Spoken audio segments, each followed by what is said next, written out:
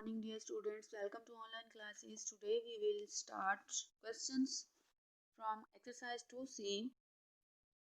आज हम exercise 2C start करेंगे. अपनी बुक्स ओपन कर लें. Page number 30, factors and multiples. Fill in the blanks हमने composite numbers and prime numbers के बारे में लास्ट एक्सरसाइज में पढ़ा है और आज हम उसी को सॉल्व करेंगे. ठीक है, उसी से related. Fill in the blanks हैं. Dash is a factor of all numbers. तो हमने पीछे रीड किया था कि कौन सा जो नंबर है वो सभी नंबर्स का फैक्टर है. वो है 1. 1 जो है वो सब नंबर्स का फैक्टर है. 1 is a factor of all numbers. ठीक है, ये आप राइट करें मेरे साथ. नंबर बी है फैक्टर्स ऑफ 6 आर. ठीक है, 6 के कौन कौन से फैक्टर्स हैं. तो आपको फैक्टर्स का पता है, जब जो नंबर डिवाइड किया जाए और वो पूरा डिवाइड हो जाए और रिमाइंडर कुछ भी ना बचे, 0 बचे, तो वो उसके फैक्टर्स होते हैं. 1 आएगा इसमें हमारे पास. जब 2 3 ज़ार 6, 2 को 6 पे डिवाइड किया जाए तो 2 3 ज़ार 6 आता है और रिमाइंडर 0 आता है. 2 भी होगा इसका फैक्टर. उसके बाद 3 को जब 6 पे डिवाइड किया जाता है तो 3 2 ज़ार 6 आता है और रिमाइंडर 0 आता है. ठीक है, उसके बाद 6 खुद है. ठीक है, 6 को भी जब 6 पे डिवाइड करें तो रिमाइंडर 0 आता है. ठीक है, ये आपका आंसर होगा. Factors of 6 are 1 2 3 and 6. ठीक है, नंबर सी है 1 2 आर फैक्टर्स ऑफ डैश. ठीक है, 1 और 2 किसके फैक्टर्स हैं. पता चल रहा है कि 2 के ही फैक्टर है कि 2 यहाँ पे खुद पे भी डिवाइड हो रहा है और 1 पे भी डिवाइड हो रहा है. तो ये किसके फैक्टर्स हैं. 2 के. ठीक है, the factors of 20 are 1 2 4 5 10 and obvious सी बात है यहाँ पे 20 आएगा. ठीक है, 20 के जो फैक्टर्स हैं वो ये हैं 1 2 4 5 एंड 10. आप मेरे साथ राइट करिए. उसके बाद नंबर ई है 13 इज़ अ फैक्टर ऑफ. 13 जो है वो किसका फैक्टर है. ठीक है, वो किसका फैक्टर है. 13 के 2 ही फैक्टर्स हैं. एक तो 13 खुद है और एक 1 है. ठीक है, तो ये 13 इज़ अ फैक्टर ऑफ 13 ही होगा. ठीक है, राइट कर लें ये आप लोग भी यहाँ पे ऐसे. नेक्स्ट क्वेश्चन नंबर 2 है. हम 2 पे चलते हैं. Page number 31.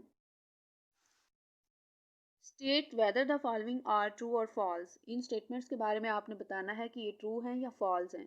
ठीक है, 7 इज़ द फैक्टर ऑफ 45. कि जो 7 है वो 45 का फैक्टर है. फैक्टर नहीं है. ठीक है, ये रॉन्ग होगा.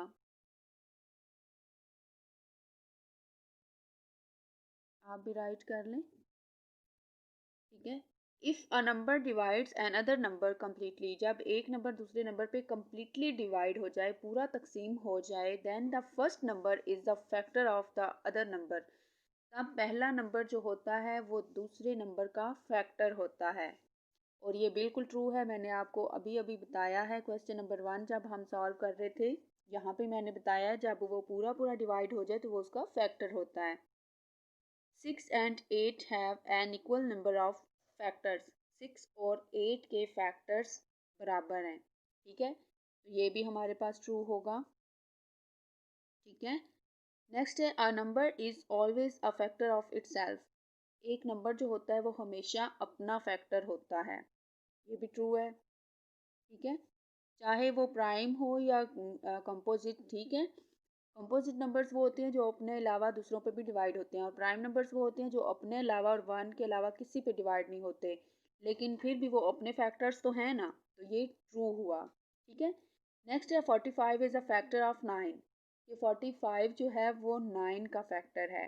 नहीं है, ये रॉन्ग है.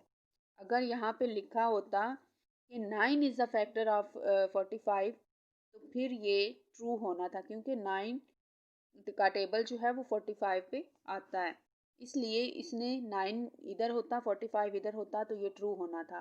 लेकिन 45 यहाँ पे है तो 45 9 का फैक्टर नहीं है, जबकि 9 45 का फैक्टर है. ठीक है, ये फॉल्स है इधर. क्वेश्चन नंबर 3 है select the correct answers from the given options 2 and 7 are factors of.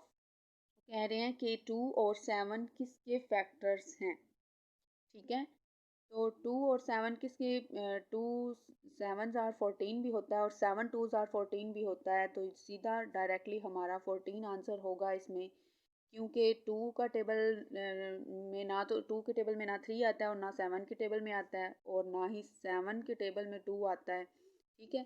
इसलिए ये दोनों जिसके फैक्टर्स हैं वो 14 है। समझ आ गई।